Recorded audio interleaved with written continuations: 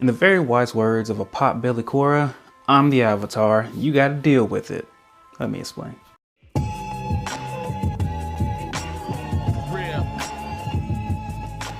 You're a smart motherfucker, that's right. Welcome to this video series for Legendary Masters. This video series started by Antoine Banderley, who has his own YouTube channel. Check that out. He thought to celebrate the 15-year anniversary of Avatar: The Last Airbender, which is the greatest show of all time.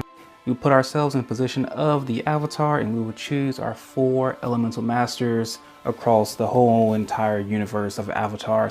If you're new here, I do plenty of Avatar videos, including episode reviews, theory, analysis, and everything, so subscribe so you don't miss out.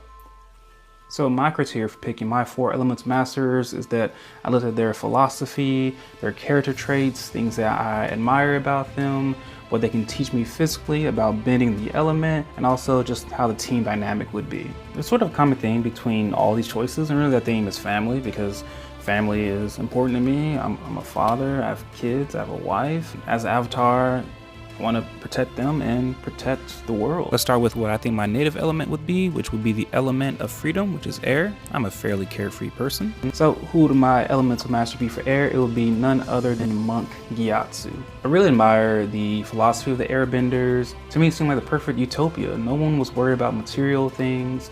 No one valued possessions over, human lives and human souls. And that's the way we should be. I feel like the Air Nomad culture represents that, and Monk Gyatso just fully embodies that as well. And he really valued life, and he passed that down to Aang, and that, there is no killing involved, and all life is sacred. But this is very important. He valued life so much that he knew when to take it.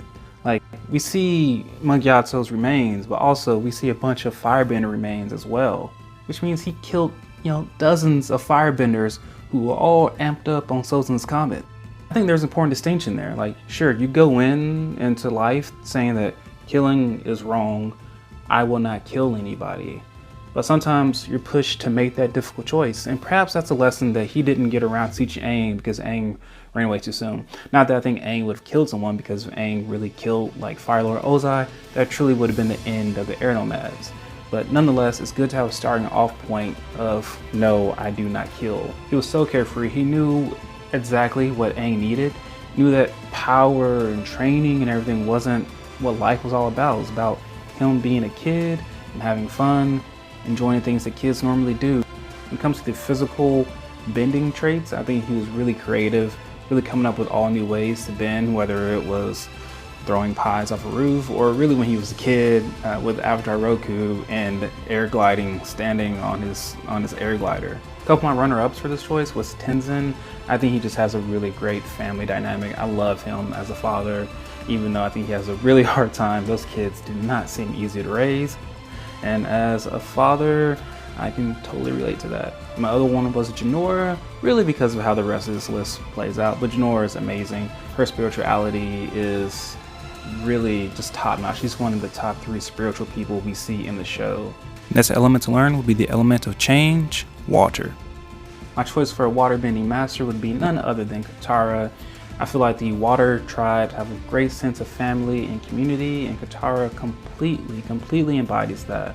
One of the things I love most about her personality is her perseverance. I mean, she started off the show really weak, and she's just fought and trained. And like, not only she's gifted, but she trained to be the best waterbender there was in the series. One of the things I really love about Katara is she has this inability not to help out other people, even beyond, people that she knows. Even the Fire Nation, one of my favorite scenes of hers is in the Painted Lady episode when she says, I will never ever turn my back on people who need me. That is some stuff to live by there. Like, I think she'll just instill in me a sense of volunteer work. I think she'll be a pretty patient teacher and pretty hands-on. I think she'll be really great at teaching me defensive moves and also teaching me some offense moves. I mean, that squid attack is hard to penetrate. Also, Katara is honestly one of the best benders in the show. Look at her record, 1v1. She beat Zuko. She lost to Zuko again in Crossroads of Destiny. And when she was going up against Zuko, she was giving him the business. When she was going against Azula, like, that's Azula, right? The greatest firebender that we've seen besides Ozai. She was beating her. And then she beat Azula at an Agony Kai when Azula was amped up on Sozin's Comet. Like, seriously, Katara has one of the best fighting records of anybody in the show. When it comes to physical bending abilities, I mean, she'll just teach me all the different techniques that she knows. She won't teach me blood bending, but I think that will be fine because she'll, I think, at least teach me how to derive water out of any type of resources. That way I can always get out of any situation. And hopefully she'll be able to teach me healing, because that's really important. You know, I got kids, I need to heal them every now and then.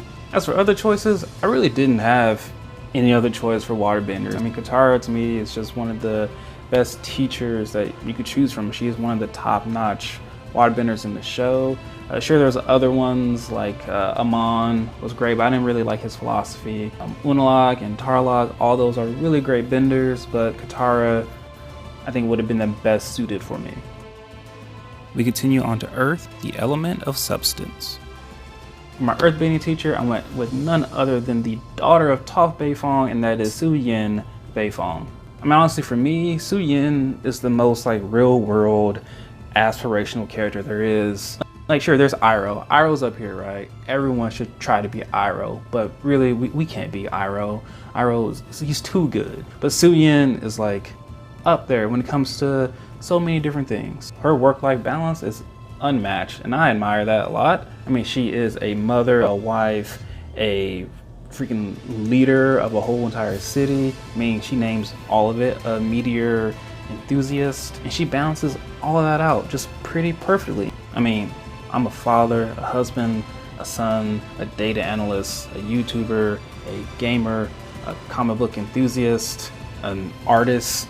Like, I think she would be a great mentor to be like, hey, this is how you balance all these things. And she's a really great mother. She allows her kids to be free and, you know, go off and do their own thing. That's the type of father I want to be, right? Like, I don't want to weigh down on my kids like, hey, you need to go do this and this. I want to encourage them to do what, you know, what's in their heart, follow their dreams. Also, her strive for improvement is so vital, and I just completely agree with it. Just because, you know, certain techniques or processes or establishments have been around for years and years and decades doesn't mean that they're the right way to do. Like, we need to be always striving to change ourselves for the better and improve on ourselves, even if that means that change is going to be hard. When it comes to physical traits she could pass on to me, Suyin is an absolute amazing earthbender, and specifically an amazing metal bender. I mean, she was going to 1v1 against Kuvira and using really all of her surroundings to her advantage. I mean, gosh, when she was fighting Kuvira, she put that metal strap on her, made a quick shield and that freaking staff thing. She was freaking BA. Suyin will teach me metal bending. That'll come in really handy being the avatar, and seismic sense. That'll be really cool. Hopefully learning from her will amplify my magnetism, which earthbenders can do. That is canon. They can like stick to walls and things by magnetizing their fingertips and stuff. They can kind of climb up walls like a gecko. And that's important for later in this video. I almost went with King Boomy because I think King Boomy's just way of just wacky thinking. One thing would be hilarious to have around, but he would just get me thinking in different creative ways. But I think Monk Yato can provide some of that. Next on to fire, the element of power. As for my firebending teacher, there were so many really great choices here, and I am really surprised at the person I ended up with. So the last three people I picked, they're all kind of like soft in a sense. I don't think they're going to be that hard on me. So this is the last choice. I really need to counteract all of that, and I need someone who's just going to be freaking strict on me, and that is going to be Azula. And hopefully this is like Azula who's like the end of the show after the comic books, who's I wouldn't say she's reformed, but she's at least like, hey, you know what, sure, I'll teach you. I know she's gonna be hard on me. Maybe something similar to how Genkai from Yu Yu Hakusho was just so hard on Yusuke, like seemingly always cursing at him, saying he's worthless. One of the things I really love about Azula is her drive and her ambition. I mean, those are things that I sort of lack, and I think she'll bring that out in me. She'll also kind of instill a killer instinct into me. I mean, she'll know like, hey, listen, you are the avatar, you are the most powerful person in the world. Stop being a wimp and actually take out these people. Also, one of the things that Azula's going to teach me is how to strategize and be one of the most profound, manipulative tacticians there is. I mean, she took over a whole freaking country by herself at the age of 14. Also, she'll teach me lightning bending. So with the ability to manipulate lightning, control metal, and also has a magnetism, I'll be able to be one of my favorite superheroes, Static from Static Shock. The runner-ups for this choice was Iroh. I thought he was a little bit just too soft or rangy from Kyoshi novels. She would have been really good, but again, Azula would have just been even more harsher. And I almost went with Zuko.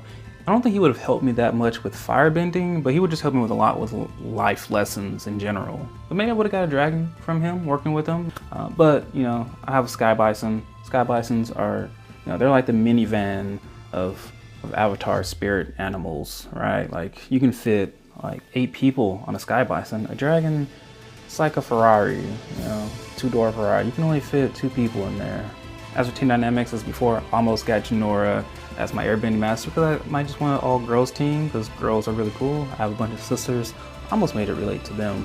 But I think this team Avatar is pretty balanced. I have a lot of experience with Gyatso and Suyin, a lot of just youth and just pure talent with Katara and Azula.